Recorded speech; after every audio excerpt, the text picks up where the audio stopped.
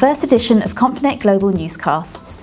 News featured is taken from Complinet Complete, our news, analysis and tracking service that provides a 360-degree view of the regulatory landscape. In the US this week, Treasury Secretary Tim Geithner warned finance ministers in the UK, Germany, France and Spain against enacting hedge fund regulations which would discriminate against non-EU funds and fund managers. In his letter to the finance ministers, Geithner complained the rules being considered by the European Union would deny access to the EU market to funds and fund managers based in the US and other non-EU countries. Geithner has long been vocal in his opposition to restrictive hedge fund regulations. Also this week, the SEC proposed revising the disclosure, reporting and offering process for the asset-backed securities and requiring, among other things, that firms keep an unhedged 5% of every tranche when issuing an ABS.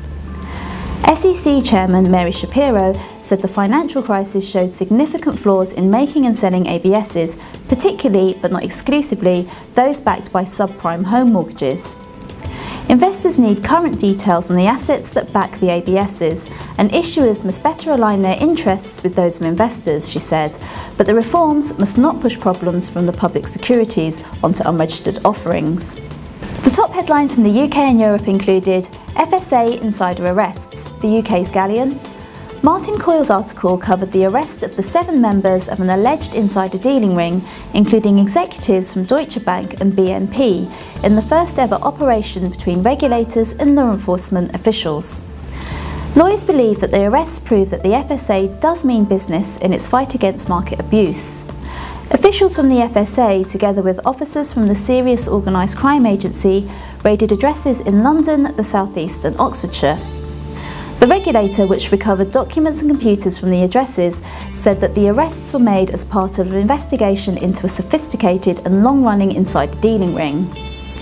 It is believed that the city professionals passed inside information to traders, either directly or via middlemen, who traded based on this information and have made significant profits as a result, the FSA said in a statement.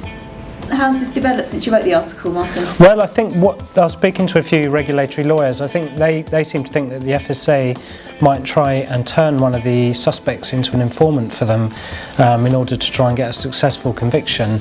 And this tactic worked most recently in the Malcolm Calvert case. He was jailed recently for insider trading. And this might be the best way of pushing the case forward for the FSA. So we'll just have to wait and see any further developments in that area. Other highlights this week included Paul Tucker's big idea for restoring discipline to banks' debt capital. Paul Tucker of the Bank of England has mooted, forcing uninsured creditors to share the pain of failing large complex financial institutions, along with shareholders and instead of taxpayers. By applying regulatory haircuts to bondholders and other creditors, Tucker said, "We would once again be in a world where lenders to banks were taking risk rather than buying an insurance contract from the government."